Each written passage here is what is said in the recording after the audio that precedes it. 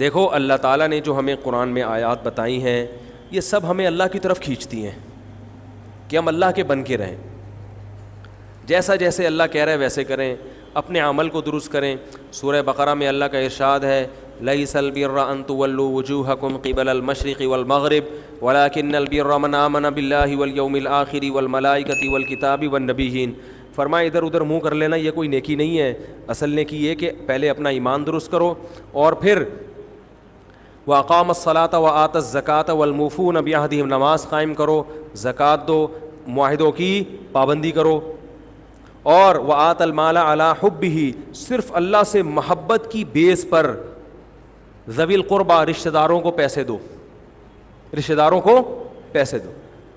والیتامى, یتیموں کو کھلاؤ, یتیموں پہ خرچ کرو.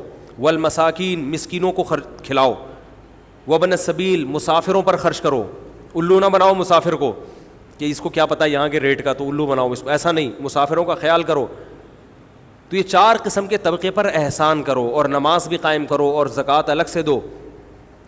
اور والصابرین فی البأساء والضراء, کوئی پریشانی آئے تو صبر کرو, چاہے وہ مالی پریشانی ہو, فی البأساء والضراء جسمانی پریشانی. وحین البأس, اگر میدان جنگ میں لڑنا پڑے تو میدان جنگ میں صبر سے لڑو. اولئک الذین صدقوا, اللہ فرماتے ہیں جن لوگوں کی یہ صفات ہیں یہ ہیں سچے ایمان کے دعوے میں. ہم لوگوں نے اسلام کو بھی ایک, یعنی یوں سمجھیں کہ ایک فیشن ہوتا ہے نا, مختلف قسم کے موسموں میں مختلف قسم کی ایکٹیویٹیز ہوتی ہیں. محرم میں ہمارے ایک نئی قسم کی ایکٹیویٹیز ہوتی ہیں, ربیع الاول میں الگ قسم کے مسلمان بنے ہوتے ہیں ہم لوگ, ٹھیک ہے نا. تو یہ 2 مہینے خاص طور پر ایسے ہیں جس میں یہ 2 مہینے کی جتنی ہماری ایکٹیویٹیز ہیں وہ سب ہم اخپل طریقے سے گزارتے ہیں, جس طرح اللہ اس کے رسول نے بتایا اس طرح سے نہیں گزارتے. اسلام میں کسی کی یوم ولادت یا یوم شہادت یا یوم وفات اس کو کوئی اہمیت نہیں دی گئی ہے. اگر دی گئی ہوتی تو سب سے پہلے محمد صلی اللہ علیہ وسلم کا یوم وفات کا دن ایسا تھا کہ اس پہ ہمیں غم منانے کا حکم دیا جاتا, اور یوم ولادت ایسی تھی جس پہ ہمیں خوشی منانے کا حکم دیا جاتا. کہیں بھی نہیں ملتا ہمیں. بعض حضرات یہ کہتے ہیں کہ آپ صلی اللہ علیہ وسلم کو خواب آیا تھا جس میں بتایا گیا کہ آپ کے نواسے حضرت حسین جو جنت کے سرداروں کے, جنت کے نوجوانوں کے سردار ہیں, ان کو آپ کی امت شہید کرے گی. تو آپ بلک بلک کے رونے لگے. اس سے بعض لوگ استدلال کرتے ہیں دیکھو غم حسین میں رونا چاہیے. تو یاد رکھو نبی صلی اللہ علیہ وسلم کو جب اطلاع ملی آپ کو غم ہوا آپ روئے, تو جب بھی کوئی غم کسی کو پہنچتا ہے اس کی آنکھوں سے آنسو نکلنا یہ نیچرل ہے. تو ایسی خبر کو سن کے آپ کو رونا آ جائے تو یہ سنت ہے, اس میں کوئی حرج نہیں ہے. لیکن کیا ہر سال نبی صلی اللہ علیہ وسلم جس دن یہ خواب آیا تھا تو اگلے سال اسی تاریخ میں دوبارہ روئے, پھر اسی تاریخ میں دوبارہ روئے؟ بھائی جب غم کی خبر ملی تو روئے آپ صلی اللہ علیہ وسلم. حضرت جعفر طیار آپ کے چچا زاد بھائی, ان کی شہادت کی آپ کو اطلاع ملی تو بھی آپ کے آنکھوں سے آنسو جاری ہوئے. تو کیا اب حضرت جعفر کے غم میں رونا بھی سنت ہوگا؟ بولو نا بھائی. اگر آپ صلی اللہ علیہ وسلم حضرت عثمان کے دور میں زندہ ہوتے اور اس طرح بے دردی سے حضرت عثمان کو شہید کیا جاتا تو کیا آپ نہ روتے ہیں بھائی؟ تو پھر حضرت عثمان کی یوم شہادت پہ رونا بھی کیا ہے؟ سنت ہونا چاہیے نا. حضرت عثمان کی شہادت کی نبی کو اطلاع ملی تھی, وہ جھوٹی افواہ تھی. صلح حدیبیہ کے موقع پر آپ صلی اللہ علیہ وسلم نے حضرت عثمان کو قاصد بنا کے بھیجا, اطلاع ملی کہ ان کو شہید کر دیا. آپ ایسا درد اور ایسا غضبناک ہوئے کہ آپ نے 1400 صحابہ سے موت پر بیعت کی. تو جب آپ کو سچی مچی کی اطلاع ملتی کہ واقعی, ابھی تو افواہ تھی, یقین نہیں تھا, جب آپ صلی اللہ علیہ وسلم کو حقیقت میں اطلاع ملتی کہ آپ شہید ہو گئے تو کیا آپ نہ روتے؟ آپ صلی اللہ علیہ وسلم کو اپنی نواسی آپ کی گود میں تھی, اس کا انتقال ہوا, آپ کی آنکھوں سے آنسو جاری ہوئے. صحابہ نے کہا یا رسول اللہ آپ تو ہمیں صبر کی تلقین کرتے ہیں, آج آپ رو رہے ہیں. تو فرمائیے اللہ کی رحمت ہے. یہ تو اللہ کی رحمت ہے بھائی، اولاد ہے میری. تو کیا جب حضرت وہ جو آپ صلی اللہ علیہ وسلم کی نواسی کا انتقال کی تاریخ آئے گی تو ہم سب روئیں گے بیٹھ کے؟ بولو نا بھائی.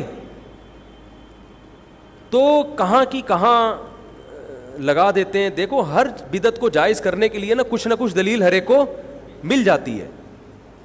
تو میں بار بار کہتا ہوں جو شیعہ حضرات ہیں ان کا مسلک ہے، وہ تو صحابہ کو نہیں مانتے، تو ان کا جو مسلک ہے ان کو کرنے دیں، ان کے کام میں ٹانگ نہ اڑائیں، نہ ان سے بحث کریں، نہ ان کے کام میں ٹانگ اڑائیں. بولے بھائی آپ کا مسلک ہے آپ کریں. میں کہتا ہوں جو سنی لوگ ہیں جن کے اصول ہی الگ ہیں ان سے، وہ یہ سب کیوں کر رہے ہیں؟ بھائی یا تو ادھر ہو جاؤ، شیعہ بن جاؤ. کس نے روکا ہے؟ کوئی گورنمنٹ کی طرف سے پابندی تھوڑی ہے، کوئی پابندی نہیں ہے. آپ شیعہ بن جائے، کوئی نہیں روکے گا آپ کو. کوئی شیعہ سنی بننا چاہے اسے کوئی نہیں روکتا، کوئی سنی شیعہ بننا چاہے اسے کوئی نہیں روکتا. لیکن جب آپ سنی ہیں تو پھر آپ کو ان اصولوں پہ چلنا پڑے گا جو اہل سنت والجماعت علماء نے بتائے ہیں.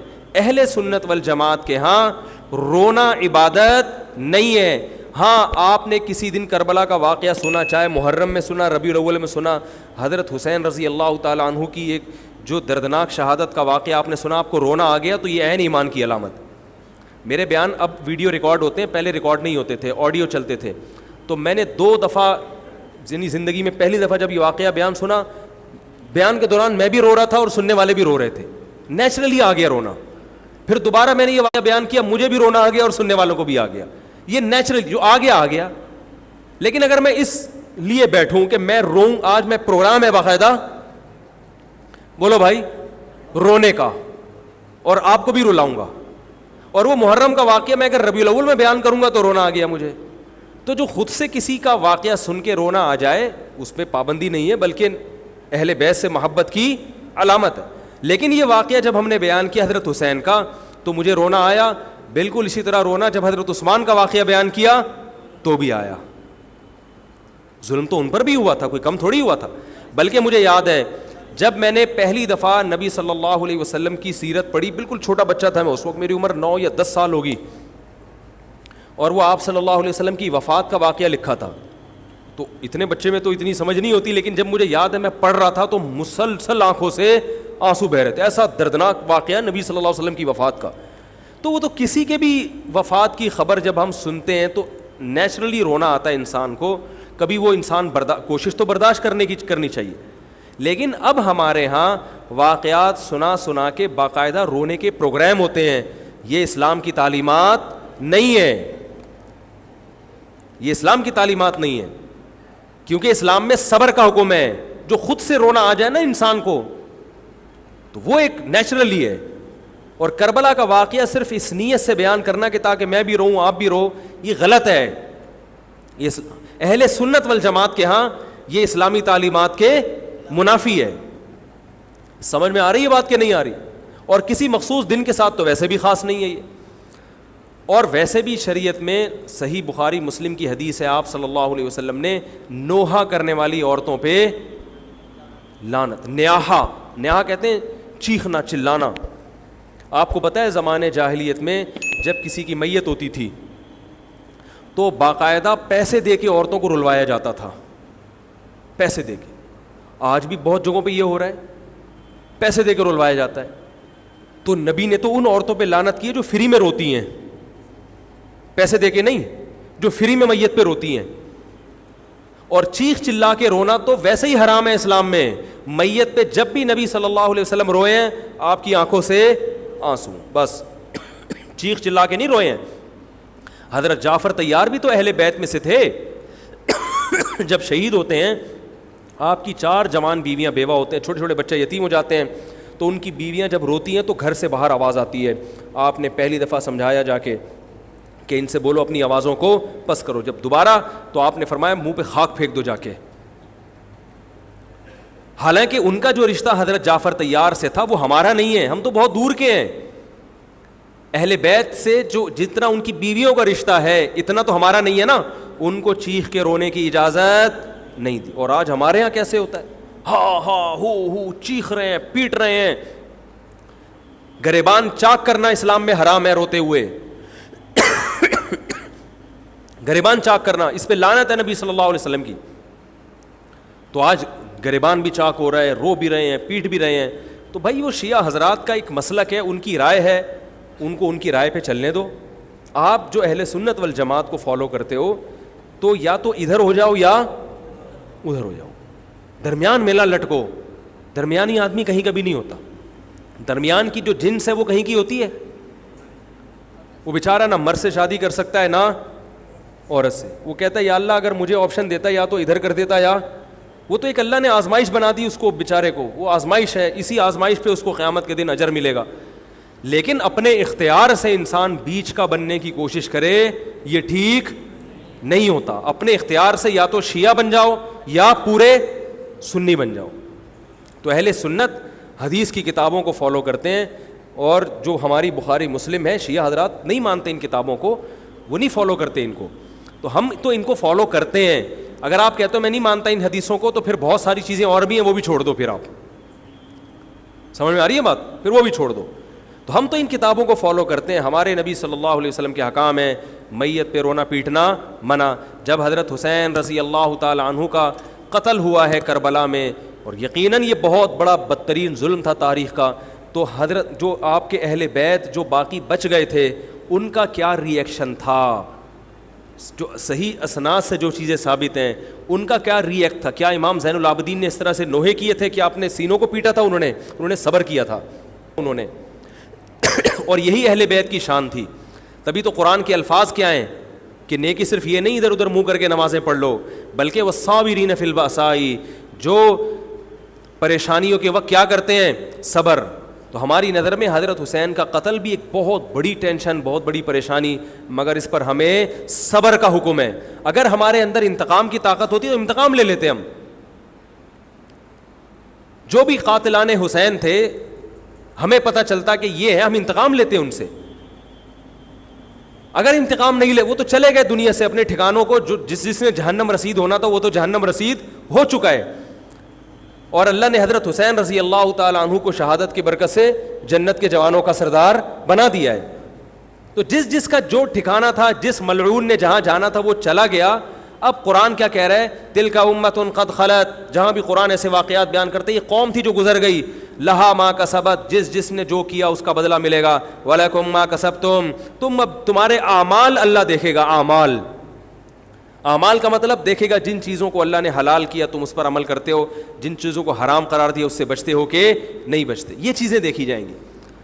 تو محرم کے ایک الگ, ہمیں محرم نبی صلی اللہ علیہ وسلم کی زندگی میں ہمیشہ آیا ہے, اس میں کیا احکام ہے. محرم میں آپ نے نکاح بھی کیا ہے, محرم منحوس نہیں ہے, محرم تو اشہر حرم میں سے ہے, برکت والا مہینہ ہے, اس میں جو کام کیا جائے گا اس میں برکت ہوگی. اس میں شادی بیاہ کریں گے اس میں انشاءاللہ برکت ہوگی, اس میں کوئی اور عبادت کریں گے اس میں برکت. نبی صلی اللہ علیہ وسلم نے محرم کی الگ فضیلت بیان کی کہ اس میں عبادت کا ثواب, محرم کے روزوں کا ثواب عام مہینوں سے زیادہ ہے. تو یہ سب ہماری شریعت کی تعلیمات ہیں. تو ہمیں ایک طرف ہو جانا چاہیے, ہمیں اسی کو فالو کرنا چاہیے. ہاں یہ وہ دور نہیں ہے کہ آپ دوسروں پہ جا کے انگلیاں اٹھائیں, تم یہ کیوں کر رہے ہو, یہ کیوں, بس چھوڑ دو اس کو, جو جب اس کو سمجھ میں آئے گی تو آ جائے گا, نہیں آئے گی تو 73 فرقے ہیں نا, تو یہ آپ تھوڑی ختم کرو گے, یہ حضرت عیسیٰ علیہ السلام آ کے ختم کریں گے.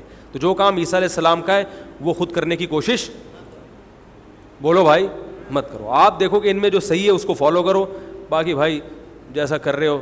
ہمارے پاس نہ کوئی پولیس ہے نہ کوئی پاور ہے, پولیس بھی ہوتی تو بھی کچھ نہیں کرتی. ہم اگر پولیس میں ہوتے تو کیا کر لیتے.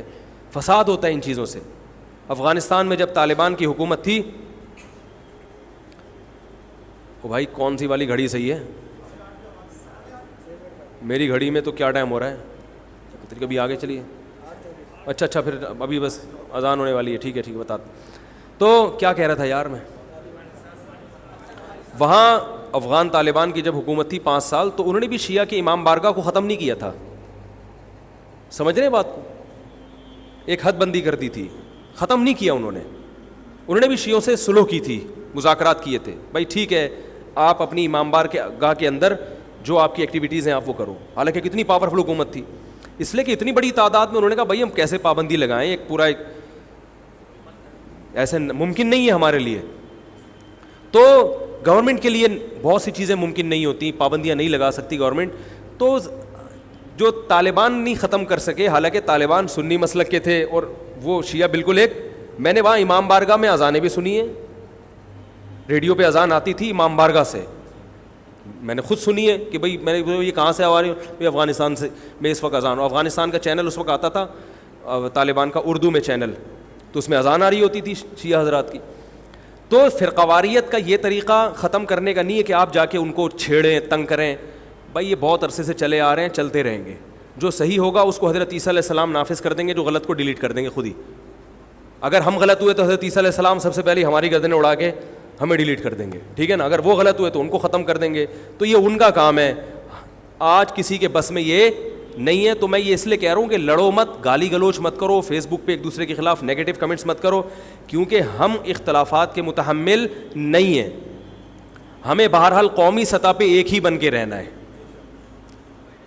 پاکستان کے مقابلے میں جو ہمارے دشمن ہیں ان کے مقابلے میں ہمیں ایک بن کے رہنا. جہاں تک مذہب کا تعلق ہے، بھائی آپ کا مسلک اجازت دیتا ہے آپ کریں، ہمارا مسلک ہمیں اس کی اجازت، ہمارا مسلک ہمیں ماتم دیکھنے کی بھی اجازت نہیں دیتا. سمجھ میں آ رہی ہے بات؟ ہمیں دیکھنے کی بھی اجازت نہیں، ہم دیکھیں گے بھی نہیں. آپ کا مسلک ہے آپ کریں. تو لڑنا بھڑنا نہیں ہے. میں صرف یہ کہہ رہا ہوں کہ ایک طرف ہو جاؤ، یا ادھر یا بولو بھائی ادھر ہو جاؤ. تو ہم یہ چیزوں کو غلط سمجھتے ہیں، نہ ماتم کو جائز سمجھتے ہیں، نہ رونے پیٹنے کو جائز سمجھتے ہیں. جس طرح سے رویا جا رہا ہے، کسی کو واقعہ کربلا سن کے رونا آ جائے، یہ ایمان کی علامت ہے اہل بیت. لیکن یہ کوئی سنت عمل نہیں ہے کہ باقاعدہ اس کو رلانے کے لیے آرڈر پہ بٹھایا جائے کہ چلو کربلا کا واقعہ سن کے رونا سنت ہے تو آپ بیٹھو تو رو. ایسا نہیں ہے، کچھ ایسی شریعت میں نہیں ہے. اللہ تعالیٰ سے دعا ہے کہ اللہ تعالیٰ ہمیں اہل سنت والجماعت میں اگر ہم ہیں تو حقیقی معنوں میں اس میں داخل کر لے، اور پھر اسی کو فالو کرنے کی توفیق عطا فرمائے، اور ملک کو بدامنی سے محفوظ فرمائے. سبحانک اللہم و بحمدک، نشہد ان لا الہ الا انت، نستغفرک و نتوب الیک.